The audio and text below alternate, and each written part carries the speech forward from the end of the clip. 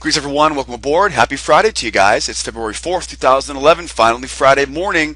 Now remember what happens on Friday morning, guys. We had non-farm payrolls this morning. Let's talk about what happened this morning, guys. We had a huge week, $15,000 on 4 contracts this week. We finished up January on Monday. We got into the month of February, right, this week. Great week, obviously. We're having a great month, having a great 2011 so far, guys. So congratulations to the members out there. Members, you guys worked really hard this week. I know because I was working hard with you guys, talked to a lot of clients this week, worked hard with the members this week to make sure the fast track was working well. Great job, guys. Hard work really paid off this morning. So what happened today? Well, we had a busy morning here with only one news event. At 8:30 we had non-farm payrolls. Now people have been waiting for this all week, right? On Monday this week we said, guys, be careful. Come Thursday, things are really going to be slow in preparation for non-farm payrolls on Friday. Now, non-farm payrolls, if you missed the morning prep this morning, guys, the morning prep we talked about, on that morning prep, you can actually click on the blog, right? Click on non-farm payrolls, and it'll talk about, right, how we use it. So use the morning prep, guys. The morning prep gave us a heads up that non-farm payrolls, right, kind of is that barometer, right, that long-term traders use to judge the overall health of the economy. So non-farm payrolls, almost right there with GDP, right? Non-farm payrolls, it's pretty, I would say non-farm payrolls probably more important than GDP, right, guys, as it applies to day traders, right? We really look for that non-farm payrolls. So lots of action this morning. Now we started our day at 7:45, and at 7:45 we went through our whole entire morning prep. We knew at 8:30 we were going to be seeing lots of action. Now what we also said was remember, sometimes for non-farm payrolls on Friday morning we see too much action. Now this happened this morning.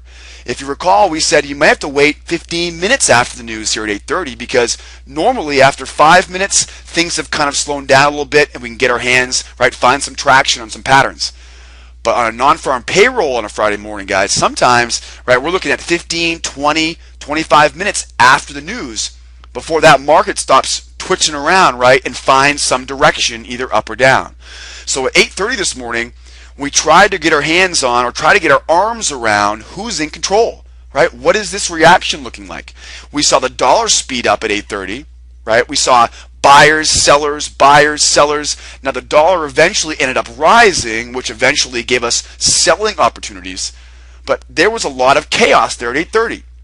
And we talked about later on this morning, next time you see that chaos at 8:30, move from a fast time frame to a little bit slower time frame. Then look for a bigger picture pattern, and then go back to your fast time frame to plan the entry using that slower time frame pattern. If the fast time frame charts are what you guys like trading and prices moving too fast, right, all whippy back and forth, slow it down a little bit. Move from a 4 range to a 13 range. Look for the pattern in the 13 range, and then go back to your 4 range and take the entry on the 4 range, right? If you like to be a scalper and it's moving too fast, filter out the bad moves by looking for the patterns in a slower time frame and use the entries on your fast time frame for all you scalpers out there.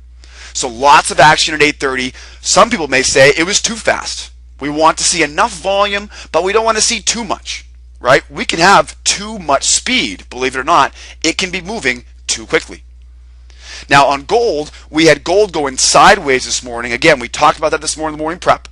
We went over the morning prep this morning and we saw gold at the highs, right, had that big jump up, right, because of the inflation fears from the ECB yesterday. Gold jumps up after Shishay's comments yesterday, and now gold's at the highs, chopping around sideways at the highs.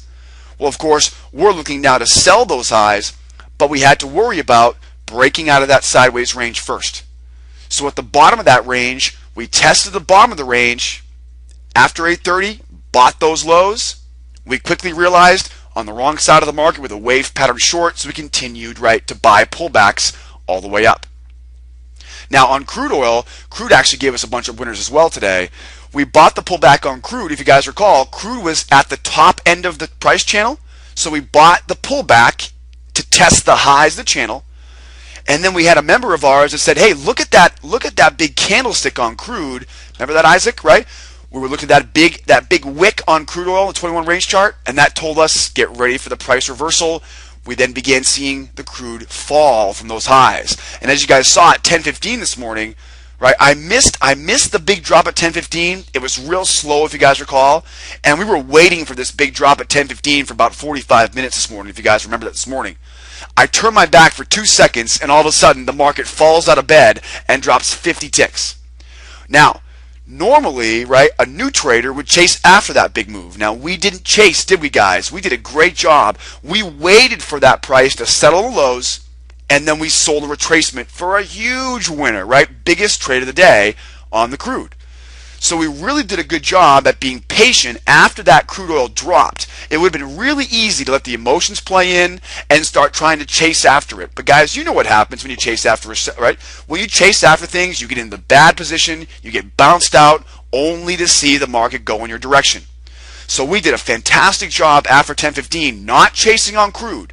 We waited patiently, and our patience paid off. We'll look at that here in a moment. Now, what's the big thing today? The big thing today was I really am impressed by our members. Our members continue to show success this week in the fast track.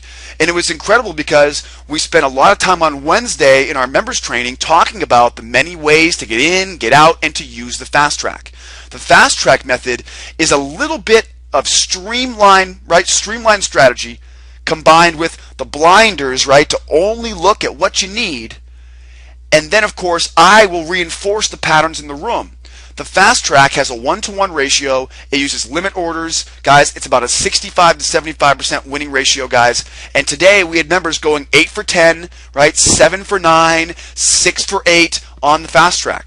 Okay, so if you go 8 for 10, you're making 80 ticks, giving back 20. That's a $600 trade. $600 in the day for one contract. Guys, on the fast track, congratulations. Great job this week.